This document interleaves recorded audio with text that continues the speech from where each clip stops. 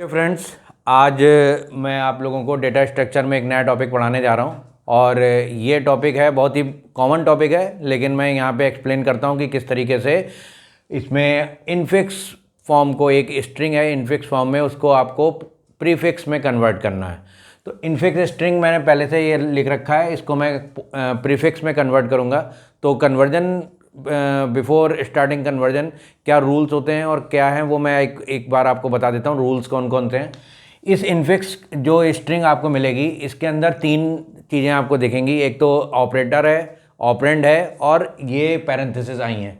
तो यहाँ पे अगर कोई ऑपरेंड आएगा आपके पास, जब आप इसको इस स्ट्रिंग को स्कैन कर रहे होंगे, तो आपके पास अगर कोई ऑपरेटर आएगा तो वो ऑपरेटर आपको कहाँ पे भेजना है, वो ऑपरेटर आपको स्टैक में भेज देना है। स्टैक के अंदर जो ऑपरेटर है वो अगर स्टैक एम्प्टी है, अगर स्टैक एम्प्टी है तो वो ऑपरेटर स्टैक में चला जाएगा। अदरवाइज उस ऑपरेटर में स्टैक के अंदर कुछ है वो ये पहले चेक करेगा। स्टैक के अंदर दूसरा ऑपरेटर है, उसकी प्रियोरिटी ज़्यादा तो नहीं है। अगर उस स्टैक के अंदर कोई हायर प्रियोरिटी वाला ऑपरेटर पहले से है तो पहले हम उस हायर प्रियोरिटी वाले ऑपरेटर को पॉप कर लेंगे और प्रीफिक्स एक्सप्रेशन जो हमने बना रखा है उसमें पुश करा देंगे।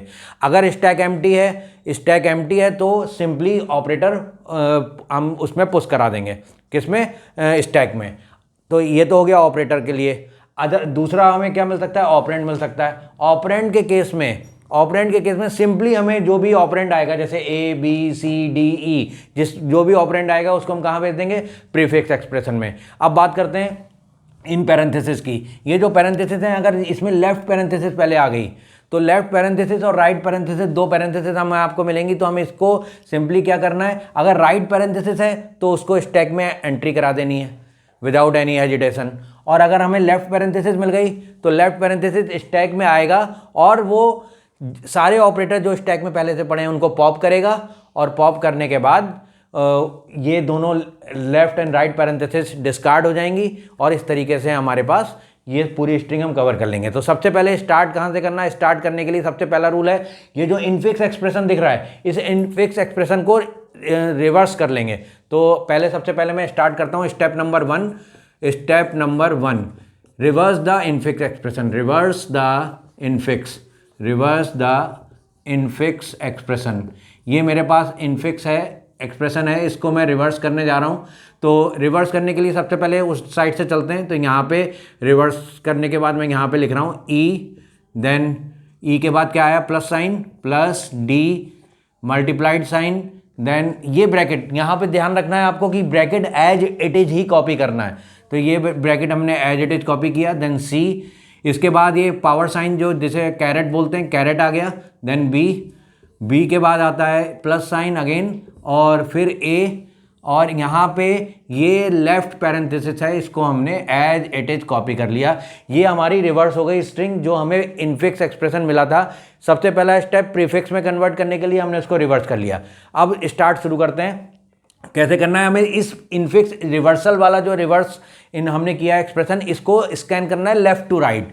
इस डायरेक्शन में हमें इसको स्कैन करना है, लेफ्ट टू राइट हमें स्कैन करते जाना है। ये हम स्कैन कर रहे हैं और स्कैन करते समय जो भी आएगा, जो रूल मैंने आपको वीडियो में शुरू में बताए थे, उस रूल के अकॉर्डिंग आपको चलना है, फॉलो करना है। तो सबसे पहले हमने क्या काम किया, हमारे पास कौन सा ऑपरेटर क्या आ रहा है इस स्ट्रिंग में, रीड करते समय सबसे पहले ऑपरेंड आया ई एक ऑपरेंड है। तो ये क्या चला जाए, कहाँ चला जाएगा? ये हमारा जो प्रीफिक्स एक्सप्रेशन का बना हुआ है, प्रीफिक्स एक्सप्रेशन की स्ट्रिंग हमने ले रखी है, इसके अंदर हम इसको कॉपी कर देंगे और एक टेम्परेरी स्टैक इधर ले लेंगे जहाँ पे हम इसको दिखाएंगे कि किस तरीके से जो भी ऑपरेटर आ रहे हैं उसे स्टैक में। तो पहला सिंबल कौन सा आया? पहला सिंबल हमारा पहले फर्स्ट स्टेप में पहला सिंबल हमारे पास ई आया। ई कहाँ जाता है? प्रीफिक्स एक्सप्रेशन में। तो ई को प्रीफिक्स में कर दिया। यहाँ पे हमने एरो बना दिया कि हम यहाँ इसको रीड कर चुके हैं। देन दूसरा हमारे पास क्या सिंबल आया? दूसरा आया plus, it's an operator. Operator को हम कहाँ भेजेंगे? तो ऑपरेटर को भेजने के लिए हमने एक टेम्परेरी स्टैक बना रखा है, इस टेम्परेरी स्टैक में हमने ऑपरेटर को भेज दिया। इसके बाद डी आया। डी क्या है? ऑपरेंड है। तो डी हमारे पास कहाँ चला जाएगा? डी प्रीफिक्स में चला जाएगा। फिर क्या आता है हमारे पास? एस्ट्रिक साइन आता है, मल्टीप्लीकेशन का sign. Multiplication is an operator. क्या है? ये ऑपरेटर है। तो ऑपरेटर कहाँ जाता है? स्टैक में जाता है। स्टैक में ऑपरेटर भेजते समय अगर स्टैक के अंदर कोई पहले से ऑपरेटर ऑपरेटर है उसकी प्रियोरिटी ज़्यादा नहीं होनी चाहिए। लो प्रियोरिटी वाला ऑपरेटर चल जाएगा, इक्वल प्रियोरिटी वाला ऑपरेटर चल जाएगा, लेकिन हाई प्रियोरिटी वाला ऑपरेटर नहीं चलेगा। तो यहाँ पे ये इसकी प्रियोरिटी क्या है, प्रियोरिटी मैं एक बार यहाँ पे कॉर्नर पे लिख दे रहा हूँ। प्रियोरिटी कैसे होती है आप लोगों को मालूम होगा। प्रियोरिटी ये है कैसे सेट करते हैं, और ये ऑपरेटर है। तो जो ऑपरेटर यहाँ पे कैरेट साइन है उसकी प्रियोरिटी सबसे ज़्यादा है। दूसरे नंबर पे एस्ट्रिक आता है और डिवीजन ऑपरेटर आता है, मल्टीप्लिकेशन डिवीजन, इसकी प्रियोरिटी 2 है। फिर हमारे पास प्लस और माइनस आते हैं, इसकी प्रियोरिटी लीस्ट प्रियोरिटी है, दैट इज़ 1। तो ये प्रियोरिटी यहाँ से आप देख सकते हो। उसके बाद क्या हम कहाँ पर आ गए थे, हम यहाँ से डी हमने स्कैन कर लिया था। इसके बाद हम एस्ट्रिक पे आते हैं। एस्ट्रिक की प्रियोरिटी प्लस से ज़्यादा है, इसका मतलब ये यहाँ पर अंदर आ सकता है। तो हमने इसको एस्ट्रिक को अंदर कर दिया स्टैक के अंदर। फिर हमारे पास आए राइट पैरेंथेसिस। राइट पैरेंथेसिस आने पर स्टैक में सिंपली ये एंट्री करा देंगे। इसके बाद कहाँ से जाते हैं, सी एक क्या है, ऑपरेटर है। सी ऑपरेटर इधर आ जाएगा, प्रीफिक्स सी एक ऑपरेंड है, प्रीफिक्स एक्सप्रेशन में आ जाएगा। इसके बाद हम यहाँ पर आते हैं कैरेट साइन पे। कैरेट साइन की प्रियोरिटी सबसे ज़्यादा है, तो कैरेट साइन को हम फिर से स्टैक में रख लेते हैं। देन हमारे पास बी आता है। बी की प्रियोरिटी कितनी है, बी एक ऑपरेंड है, तो कोई नो डाउट ये कहाँ चला जाएगा, प्रीफिक्स एक्सप्रेशन में। देन हमारे पास प्लस आएगा, प्लस एक ऑपरेटर है। ऑपरेटर अगेन कहाँ जाता है, ऑपरेटर जाएगा हमारा स्टैक में। ऑपरेटर स्टैक में तभी जाता है जब स्टैक के अंदर लो प्रियोरिटी का ऑपरेटर होता है। तो ये हाई प्रियोरिटी का ऑपरेटर है, तो इसको पहले क्या कर लोगे, इसको पहले पॉप कराओगे। पॉप कराने के बाद कहाँ भेज दोगे, प्रीफिक्स में, और अब प्लस ऑपरेटर इसके अंदर आ जाएगा। देन फिर हम आगे रीड करते हैं, ए मिलेगा। ए हमारा कहाँ जाएगा, प्रीफिक्स एक्सप्रेशन में। लास्टली हम आ गए हैं अपने लास्ट एलिमेंट पे, that is left parenthesis. Left parenthesis के केस में प्रीफिक्स एक्सप्रेशन जब होगा तो लेफ्ट पैरेंथेसिस जैसे ही हमें मिलेगी तो वो जितने भी स्टैक के अंदर एलिमेंट है उनको पॉप करेगा। और कब तक पॉप करेगा, जब तक उससे पहली दूसरी पैरेंथेसिस नहीं मिल जाती, राइट पैरेंथेसिस नहीं मिल जाती, और इन दोनों को बाद में डिस्कार्ड कर दिया जाता है। तो हमने ये वाला जो ये पैरेंथेसिस आई, इसने प्लस को पॉप किया। पॉप करने के बाद हमने यहाँ पे प्लस को लिख लिया, और ये दोनों पैरेंथेसिस, ये दोनों साइन हट गए।